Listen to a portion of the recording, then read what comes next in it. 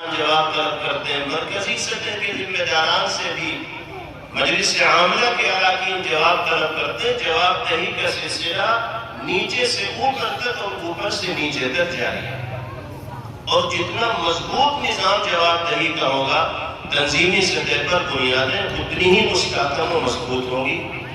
ضلع کے تحت جتنی یونٹیں قائم کی گئیں اور قصبات کے تحت جتنی یونٹیں قائم کی گئیں، مقامی یونٹیں قائم کی گئیں، اگر ہر مقامی یونٹ کو متحرک بنانا ہے اور ان کو اپنے دائرے میں سرگرم کرنا ہے تو جواب دہی کا عادی بنانا ہوگا، خود احتسابی کا مزاج پیدا کرنا ہوگا اور احساس ذمہ داری اپنے اندر لانی ہوگی۔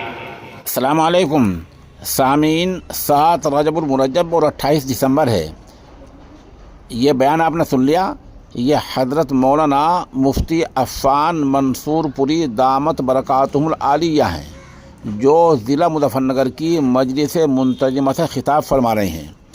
اس موقع پر تقریباً 150 علماء کرام نے شرکت کی ہے۔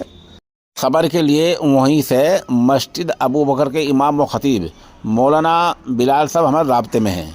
مولانا بلال بتا رہے ہیں کہ اس اجلاس میں خاص طور سے جنرل سیکریٹری قاری ذاکر حسین صاحب، ضلع صدر مولانا ڈاکٹر جمال الدین قاسمی، مفتی محمد اقبال، نائب محتمم مدرسہ قاسم العلوم تیوڑا مولانا ارشد میرا پور اور مولانا اقبال صاحب خاص طور پر شامل ہوئے ہیں۔ اور میرے بچپن کے ساتھی قاری محی الدین صاحب،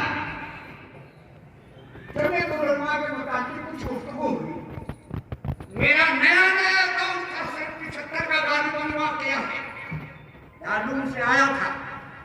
دارالعلوم کے اندر مختلف افکار اور نظریات کے حامل طلبہ رہتے ہیں۔ وہاں پر کچھ گفتگو ہوئی اور ڈاکٹر صاحب نے مجھ سے پوچھا کہ جمعیت العلماء کیا ہے؟ میرا